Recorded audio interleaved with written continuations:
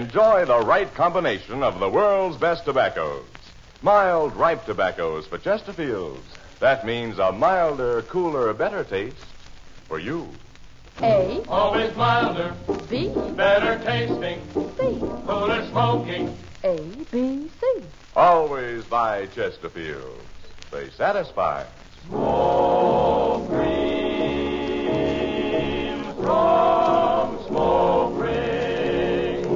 While a Chesterfield burns. Chesterfield presents Author Godfrey Time.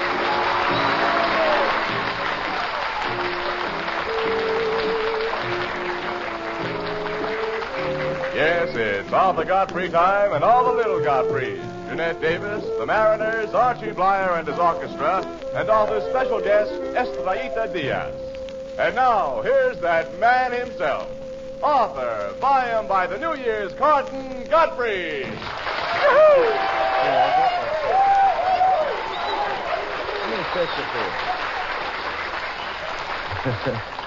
Well, welcome back to Arthur Godfrey time, Tony. Glad to be here. Took you quite a time to get here, didn't it? Yeah, a little slow on the Long Island, you know. When you told me you lived on that island, I didn't know you meant Hawaii. I'm only kidding, though. We really missed you yesterday, Tony. Thank you, sir. Thank you. CBS has a lot of announcers, you know. But none of them wear such elegant hair oil as Tony. It smells so delicious. It's wonderful. What's the name of it? Eau de Schmo, ain't it? Yes. Lovely. Well, this is Godfrey in New York, the silent city. Except in the back seat of my cab. If you see a cab going down the street, you fellow New Yorkers, there's a big blue streak behind it. That's the one I just got out of. Brother.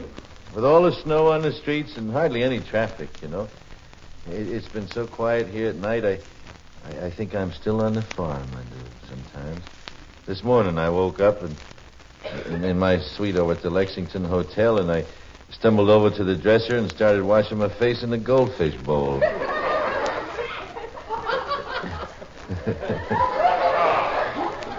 You have to sit there a little bit and sort of see that picture, you know. You city slickers wouldn't know what I meant. But anyway, coming back to the city, it always confuses me after a few days on the farm with my chickens and cows. One time I got back here and I met a vice president in the hall, and when he stuck out his hand to greet me, instead of grabbing his hand, I took hold of his thumb, you know. Well,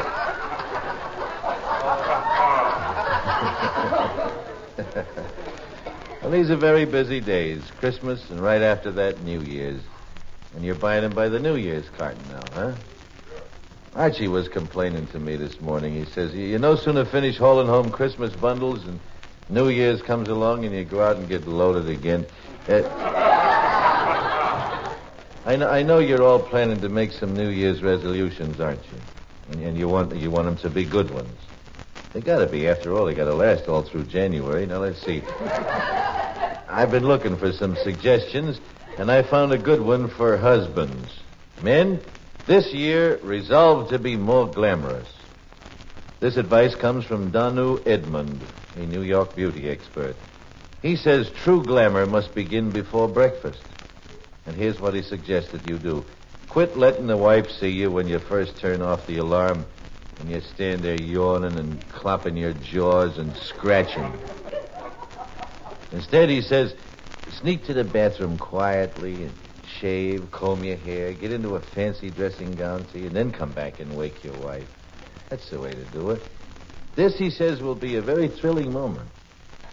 Like a Prince Charming rousing a pretty princess out of her sleep. I don't know.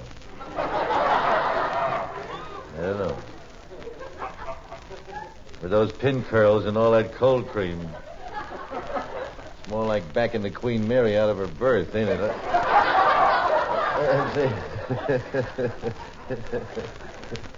Well, what's with your pants? They're short there, Tony. How come?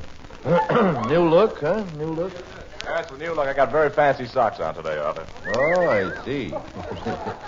It's all right, though. The women in the audience still give him that old look.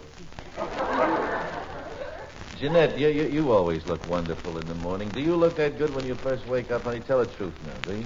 I will tell the truth. I do pin my hair up just as anybody else does, but I usually put a little fluffy something around my head, and I clean my face, too.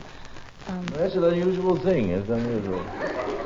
But I don't like to scare myself when I get up in the morning either, so why should I... That's the horrible thing. I had him take the mirror down off the bathroom door. I used to walk through that and go, How about that tune Lee Irwin wrote there? You just recorded it for Columbia. When's that going to be released? Well, I think the latter part of this month.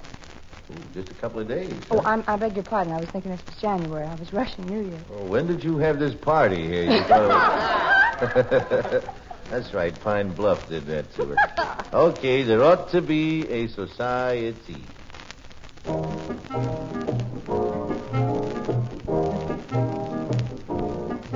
There ought to be a society for the prevention of cruelty to poor unfortunate lovers, poor unfortunate lovers, poor unfortunate lovers like me. There ought to be a society for the extension of sympathy to poor unfortunate lovers, poor unfortunate lovers, poor unfortunate lovers like me.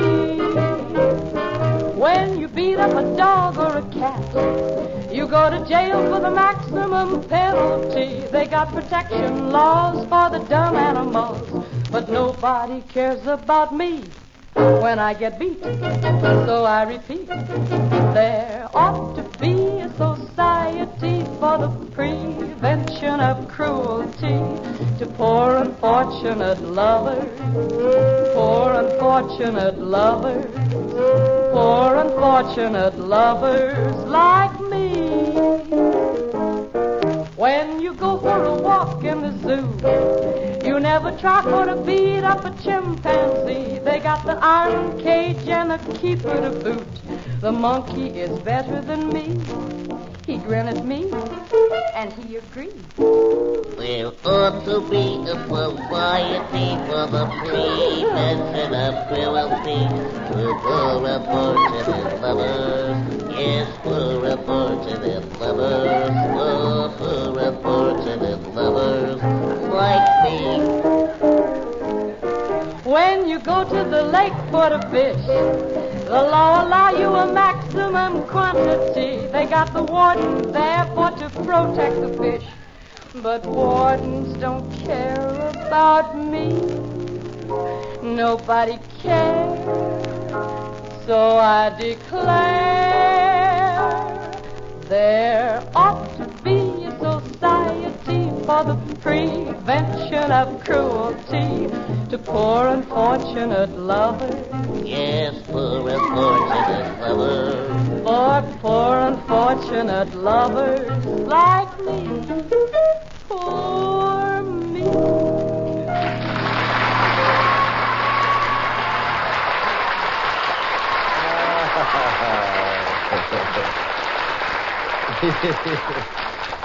Oh, that's nice going, Jeanette. That was Jeanette Davis singing There Ought to Be a Society, written by the organist Lee Irwin. Lee Irwin. I never can get over the way Lee Irwin gets around on that thing. You ever watched him there while he's playing that organ? He kicks the pedals with his feet. He plays melody and chords with his hands. And when he plays a rumba, he clicks his teeth like castanets. He's so used to doing a lot of things at once, he tried to get the diaper concession at the Stork Club one time. And no go. And that lovely, forlorn, very lonesome voice you heard near the end of the tune was Cy Schaefer, who is the stout member of the Two Fat Trio.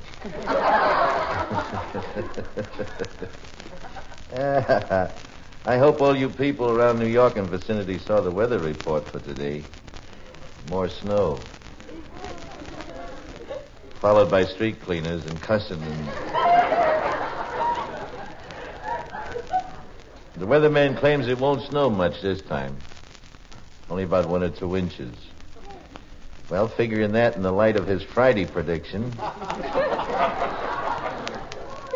Let's see, he said slight snow flurry Friday, didn't he? Well, by Friday, we'll be up to here again in flurries, I guess. Friday's snow is still tying things up here. Did you see a couple got married in Manhattan yesterday, but the streets were so clogged up they had to leave for their wedding trip on the subway. I don't know how many kissed the bride, but I'll bet you about 500 squeezed her there. Huh? The reports are still coming in on things that happened in and around New York during this big snow. Some of the things are going on yet. For instance, there was a cocktail party out in Westchester. Started last Friday afternoon. See? Yesterday's paper said, for all anybody knows, it's still going on. At least the guests are still stranded out there, high and dry.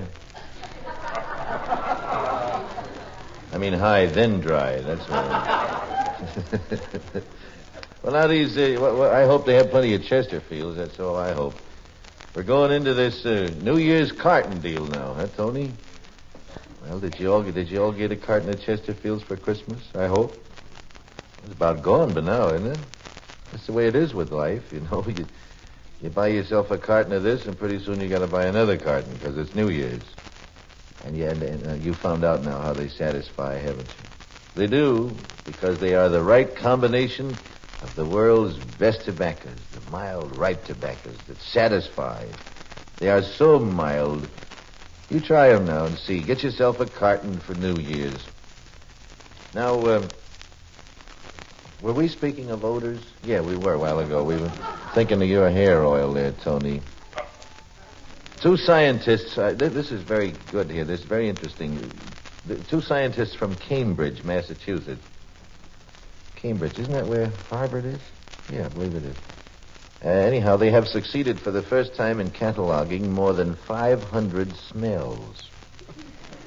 Now, these odors are separated into 4 groups. 4 distinct groups, that is. The groups are fragrance as in flowers, acidity as of vinegar or camphor, burntness as in tar, and caprilicness. Caprilicness. That's the odor of such animals as goats and dogs. Caprilicness. Caprilicness. Of course, for the non-scientific person, these groups can be classified as and ugh and tisk, tisk, tisk and pew, you know. Well, every smell in the world has a little of each of these 4 kinds, see? And can be described. That's what makes them smell. You got to have a little pew, you know. It can be described by a 4-digit number, each one of these things, see? Each number represents the strength of each type of scent. The higher the number, the stronger the odor. Now, the fact that this number that I'm about to sing is in 6 figures is a mere coincidence. This is a tune that Archie and the boys and I recorded the other day for Columbia. Let me see if you like it. It's an old-timer.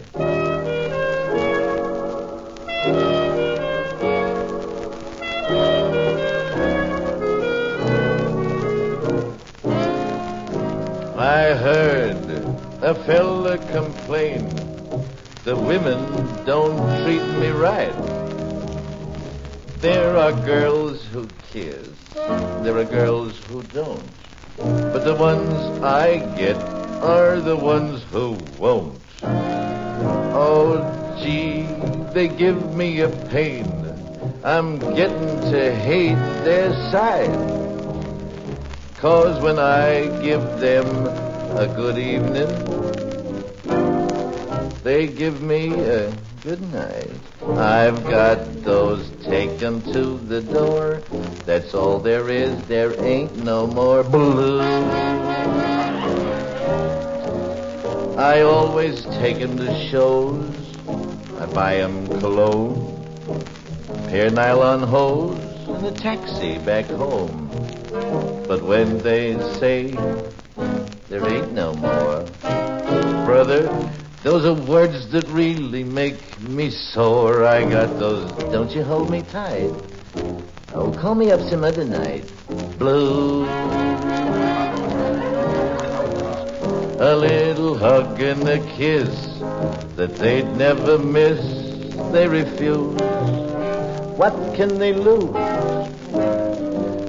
Some fellas get more with coffee and cake than I get with champagne and porterhouse steak. I got those. Take them to the door. What are you waiting for? That's all there is. There ain't no more blues.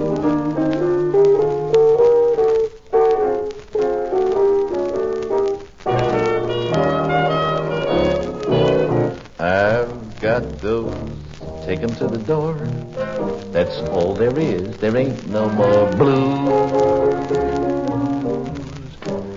I read a lot of good books. I did. I play the guitar. Ain't bad on looks, according to Ma. I got good marks in Sunday school, but I'm just a dummy in a vestibule. I got those, don't you try to squeeze. What are your intentions, please? Blues. A little pinch on the arm that couldn't do harm. They refuse. They say they bruise. I took a girl home 3:15. She said, "You're just like a brother to me." I got those, take them to the door. Well, what are you waiting for? That's all there is, there ain't no more blues. Don't think it ain't been charming. That's all there is, there ain't no more blues.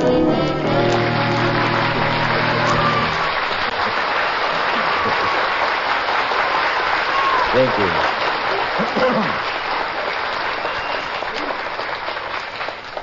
Light you up at Chesterfield here while I tell you something about smells again. Did you, everybody seems to be interested in smells for some reason.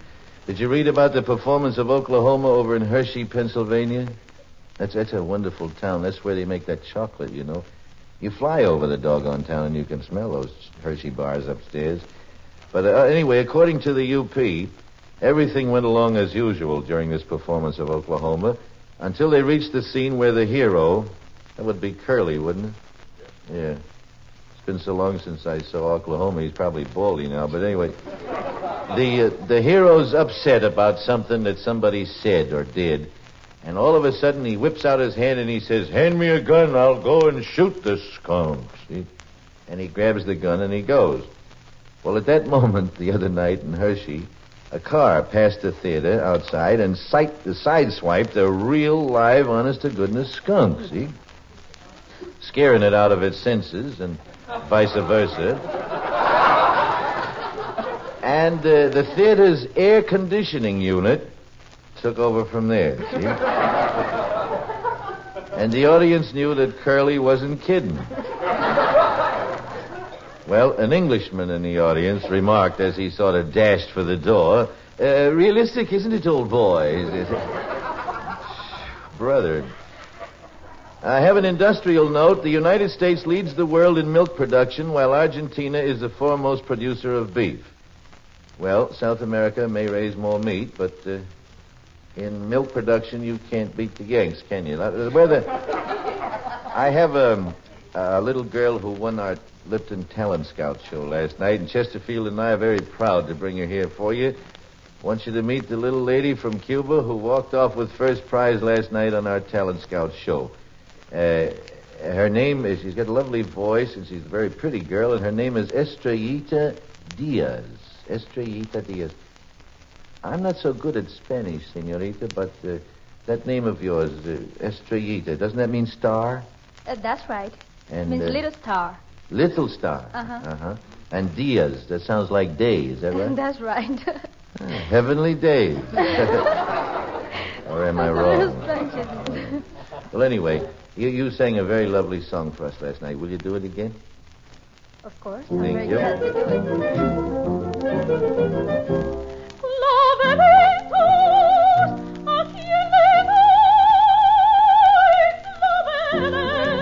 it.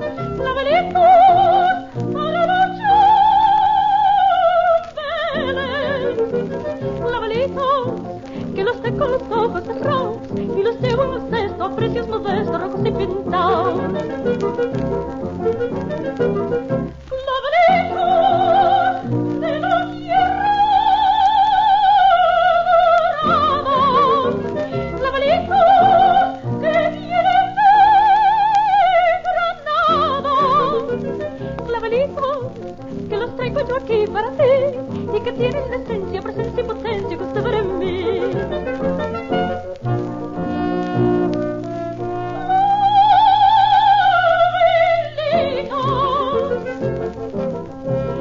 Que los traigo bonitos a mi novio, no se corre ventana, échame, porque tenemos mucho que para robar corazones, joder, y enseñarte la esencia, presencia y potencia que ya sabe usted.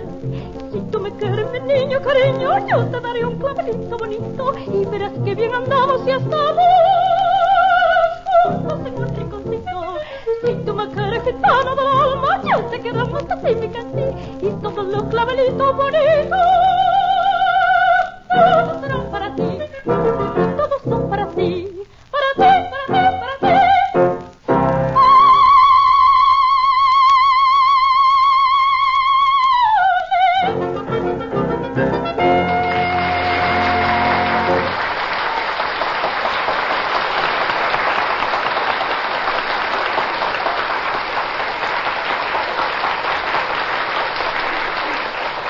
Estrellita Diaz.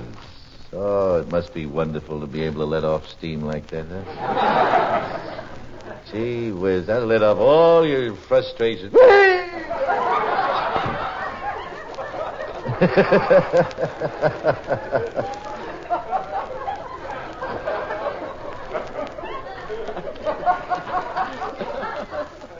engineers are going a little nuts in there. I forgot about that. We'll have you again with us for Chesterfield tomorrow, Estrellita, eh? So until tomorrow, how you say in Spanish? Mañana. Mañana. That's How do they say when they mean until tomorrow? How do they say that? Hasta mañana. Hasta mañana. Okay. That's right. Well, a hasty banana to you, too.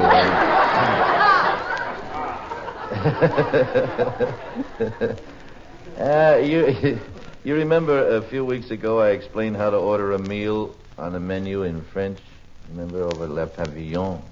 That lovely place over here on 55th Street. You get all you want to eat for $40. You know that. Well, oh, it's wonderful. It seemed to go over pretty big, especially with the boys in Archie's band here. For instance, Lee Irwin went right out to a French restaurant and he ordered a crepe Suzette. And he said he didn't care so much for the crepe, but Suzette was cute. So I decided to interpret a little more French. You know, I study French in the Parisian French, you know. Nicole de Paris, she taught me my French. Nikki. You know Madame Nikki? Ooh la la, oul. Well, you see, there are other things besides eating that you can do in French. Here are some typical French expressions and their English meanings as interpreted by Monsieur le Godfrey.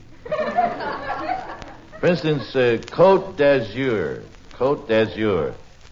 That means a blue serge suit. Côte d'Azur. Coupe de grasse. Coupe de grasse, that means mow the lawn.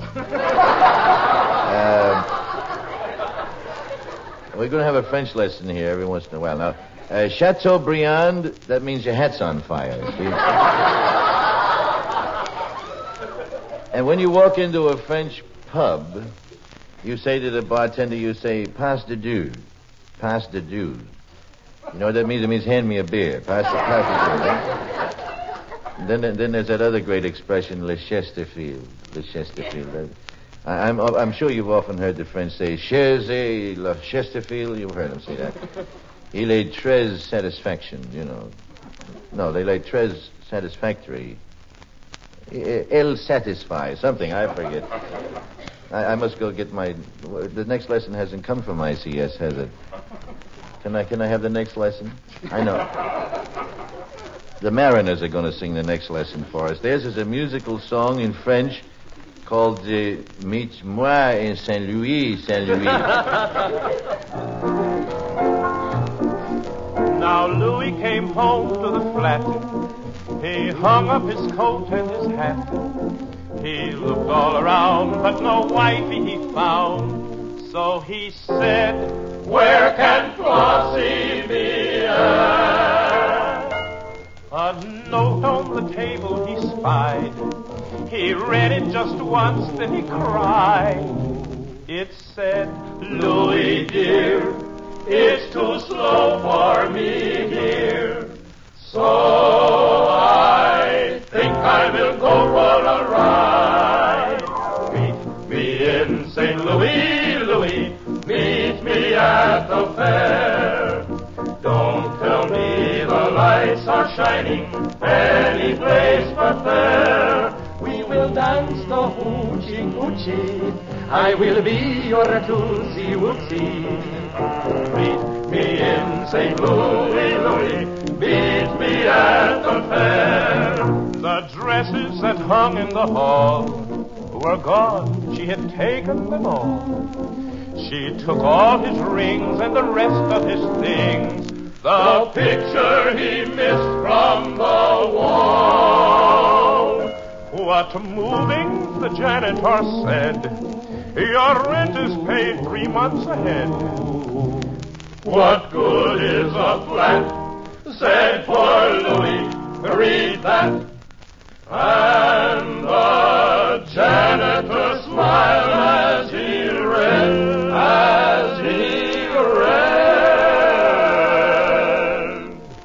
Meet me in St. Louis, Louis, meet me at the fair. Don't tell me the lights are shining any place but there. We will dance the hoochie coochie. I will be your Tootsie Wootsie. Meet me in St. Louis, Louis. Meet me at the fair.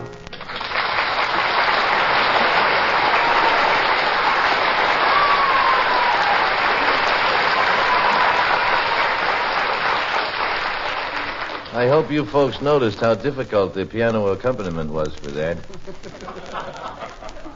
They had to move Lee Irwin over from the organ while the Count held the music for Lee.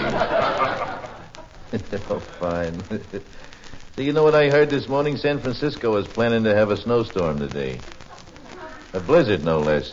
They're going to try to make it out of dry ice. I wonder if there's anything San Francisco won't do to try to be like New York, for heaven's sake. San Franciscans, attention San Franciscans, you wishing to attend a blizzard, you'll find it at the corner of Stanton Street and Golden Gate Park. And if those of you who go can dig up an overcoat and gloves someplace, it'll make your blizzard pictures look a lot better. We'll get them in the mirror here, I suppose, when it comes out. Did you folks happen to see our flurry pictures, did you? Were they published in the San Francisco paper? This blizzard in San Francisco is really going to be something. They have a storm out there, you know, about as often as John Reed King has laryngitis. Gosh, is it time to go already? Well, don't forget now, one of your New Year's resolutions is going to be a carton of Chesterfields once a week for you. Those mild, wonderful cigarettes that satisfy. They're always milder, better tasting, cooler smoking. Chesterfields. Be the good Lord willing, we'll see you again tomorrow. This is Godfrey saying bye-bye on CBS, the Columbia Broadcasting System.